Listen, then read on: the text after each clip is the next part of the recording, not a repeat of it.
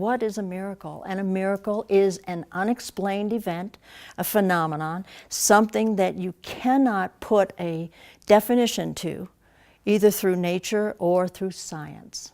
As I'm opening the doorway to have people look at their own lives for miracles, it's about looking within for the compassion that you have. It's about the light that you have here, because that's where it exists. The heart energy is much stronger than the brain, even though a lot of scientists probably would beat me about the head and shoulders, but it's true. There's an organization called HeartMath, and they have done study after study after study, and that heart is the first organ that is created in the body. And it has the strength, beats per minute of and energy cycles per minute that's much stronger than the brain. When you go into that quiet place, this is where you go. You go into the heart, you don't go into the brain. So the heart is the one that is giving you messages from all sides. And what we do here is interpret what's going on here. So the heart has a message for us every day. It doesn't speak itself, so it comes out from here. So my desire is for people to look at the heart, to look at what it means to them. It is a loving connection. It is a divine compassion. And it is about the divine work that all of us do. You are the miracle. Everything that begins in your life as those tiny cells, that is a miracle.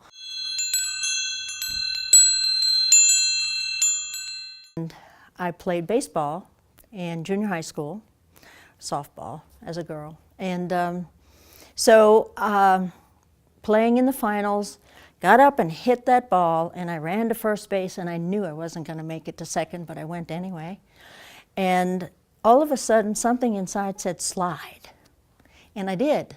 And I was blood from head to toe because I didn't know what I was doing, first of all, and I found out that I had a huge bruise on my leg.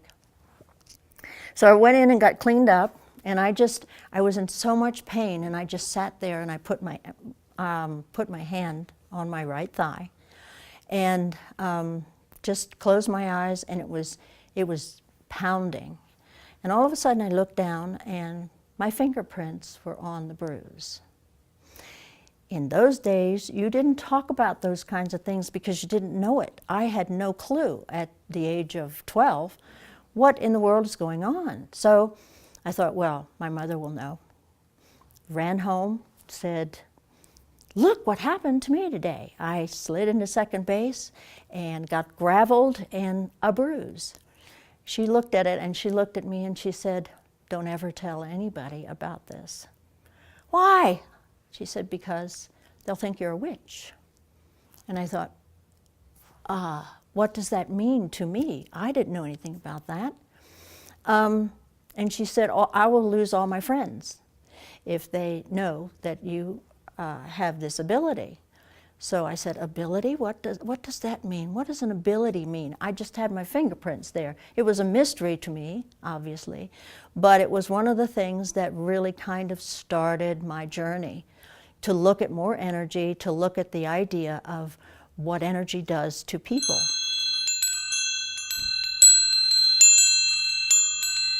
About 1 o'clock in the morning, I hear, wake up, wake up. And I said, what's going on? And she said, do you smell it? I said, smell what? I was still asleep. She said, wake up, smell it. So I got myself and sat up on the side of the bed, and all of a sudden I got this amazing rose smell. She was smelling it. I was smelling it. It was in the room. And it kind of gives me chills to realize it. She said, did you bring perfume again? Because she hates perfume. And I said, no. No perfume. Didn't do any of that this time. So we went through everything in the drawers. We went through our suitcase. We went through under the bed, looking all over, and it was getting stronger. So I said, I'm going to go look in the bathroom here and see if I get a sense there. And I went in and I said, nope, it's not in here. And with that came this incredible whoosh of roses, the rose smell. And I didn't know what was going on, neither did she. We sat up and talked for quite a bit of time. And I said, well, we're going to have to go downstairs because we couldn't find where the rose smell was coming from. So next morning, went to breakfast, and I said to Dr. Shealy, let me tell you about this experience. And I just related what I had said to him. And he looked at me and he got this big grin. He said, you were visited by Mother Mary. And I said, whoa, you're kidding. He said, no, this is real. If both of you got that fragrance, you both were connected last night to Mother Mary. And I said, all day long, it just, really? Really?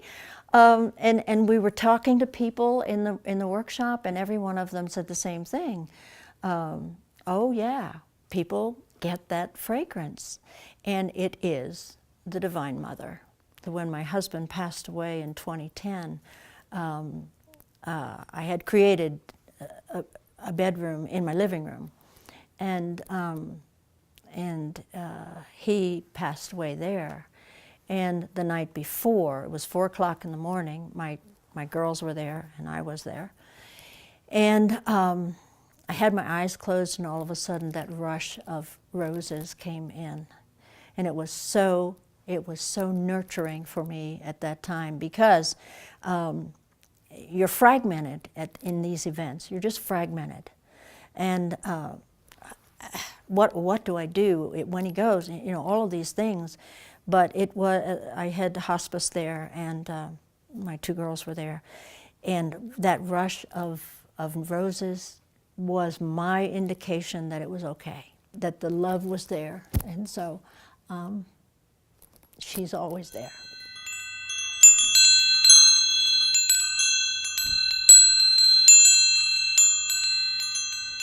When the time came, I got dressed and went to my jewelry box, opened it to look for just a little, because I always wear something here, just a little something that would be appropriate for, I was wearing jeans and a very casual shirt.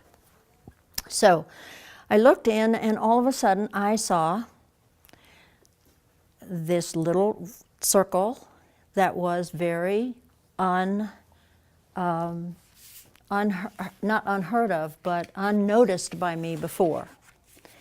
So I opened up my mind, and I said, where did this come from? I had no idea where it came from. First of all, we're not Catholic, and none of my family members are Catholic. But here in my jewelry box, all by itself, was the miracle medallion. And I don't know if you know about this or not, but it is a powerful experience to start looking at the information behind it. There is nothing like this in Denver, nothing. And I've been online, and there's nothing like it online. The question is, where did it come from at that point? And it's called the miraculous medallion, and truly it was a miracle. So I took it with me, and we went down, and I went to Littleton, and that's where the dinner was. Brought it out. I said, can anybody give me some background on this? Nobody could. Well, we know about it, but we didn't know what it looked like. We don't know what the background of it was. So, okay, so we had dinner, and I started home, and I put the medallion right here on my forehead. I thought maybe that information will come in now. I got to a certain place, and it was almost like I was in another dimension. I don't know how I got home. I drove home, but I'm not sure I was in my body. Drove in the driveway, drove into the garage, and I went to take the medallion down, because I was driving with it here, and I had one of my fingers there, and when I went into the driveway, I took my fingers off, held on to the steering wheel, and I drove into the garage and put my hand up here to take it, and to take it in the house, and it was gone, totally gone. I tore that car apart. I tore my purse apart, my clothes. I went through everything possible. The next day I went to a car wash and I said, would you please take a look at my car, do the detailing, and find this little necklace, and I'll give you money if you find it. Well, they were very, very wonderful, and they looked and nothing. Very disappointed, and I thought, well, how could it have disappeared? It came to me like that, and it also left like that. After a couple of weeks of constant searching, I said, I'll get on with my life.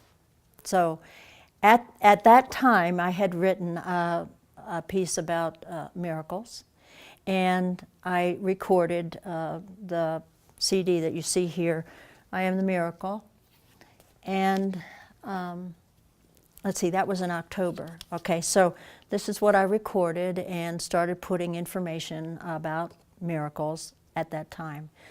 And this was 2 years ago. So on the 14th of February, 2 years ago, they were delivered to me. And they were on my dining room table. I went in my purse. I checked off everything that I had to for his receipt, for my receipt, and paid him the money for 100 CDs. Okay, that was good. It was great. I loved the picture. I loved what it sounded like, and I went to call my friend, and I said, well, the CDs have come, so I just wanted to let you know we're in good shape, or I'm in good shape. And all of a sudden, the top of my head began to pound, and I said, you know, I've got to go, so I'm going to leave now. And here was this action going on, and I didn't know at that point why. It was just an automatic thing. So I went to my dining room table. I thought, well, I'll put the CDs away.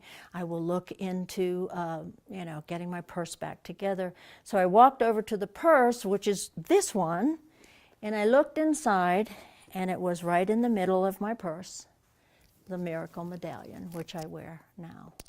And this is it. It came. It was a miracle. And I held it and I cried, and I didn't have a clue. I don't know how it came back. All I said was, oh, you've come back to me. At that point, I had a chain. I said, okay, you're not leaving. I'm not putting it on my forehead again. I'm going to wear this. So this is what came back. Now, remember, 14th of February is what? Valentine's Day, connected to the heart. So I began to research. All right, what is this about? And I found the background. I went to every cathedral, every church, every place I could to find out if they could tell me what this was all about. In Englewood, they have a Catholic store there. And I went and asked if he could help me. He said, you know, I think it's from Europe. I think this medallion that you're wearing is from Europe. And just a little background. Mary appeared to Catherine in Paris, France in 1828 and said, you have to strike a medallion for the people to have hope. That was in 1828, and she told Catherine, who is now St. Catherine, she told Catherine to have it ready by 1830. I went to the stores. I said, you know, I've got this date here. And at the time, you know, it didn't mean a whole lot. But it's 1830. So if it is from Europe, it's from somewhere. And I have an affinity for Paris that is extremely strong. So, okay, now I've been asking for some answers. And I sit down. In the morning when I wake up, I ask, all right, what do you want me to know today? Because I always do a meditation in the morning. I do a ritual, and I sit and I quiet my mind.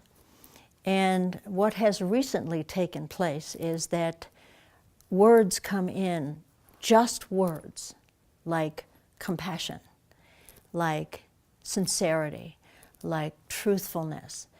And that's my word for the day. And everything I look at it with that understanding. All right, so I said, okay, I have to figure this out. What am I supposed to do with this? It's a gift, of course.